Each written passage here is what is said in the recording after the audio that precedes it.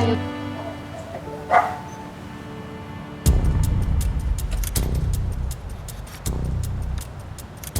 Ano ba? Lumayo-layo ka nga sa akin, lalo kung nagmumukhang suspicious sa ginagawa mo.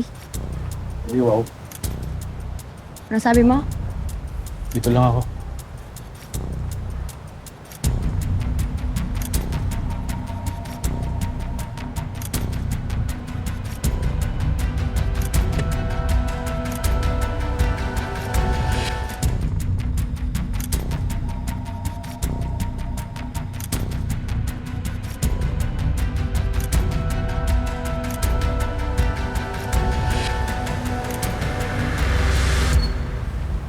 Miss, may delivery sana ako kaso parang walang tao sa loob.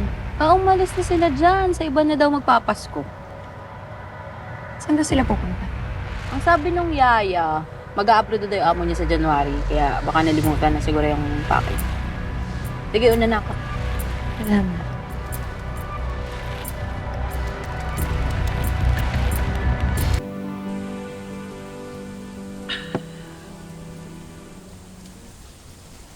Talaga, buisit! Hoy! Paskong Pasko! Ano ba? Ba't di ka magsaya? Paano ako magsasaya? Nag-aaksaya tayo ng oras dito.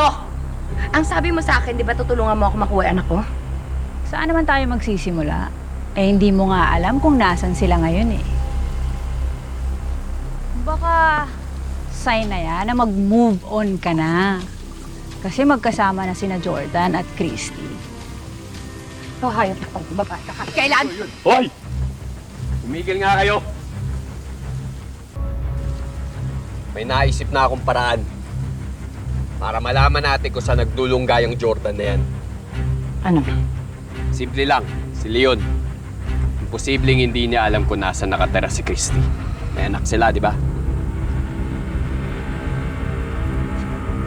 Sundan mo lang si Leon, tiktikan mo.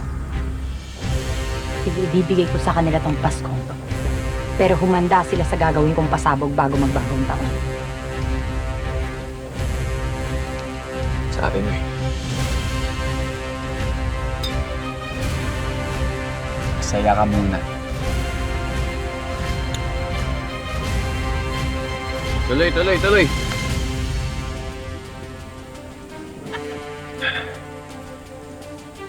Uy, kumain pa kayo! Boss.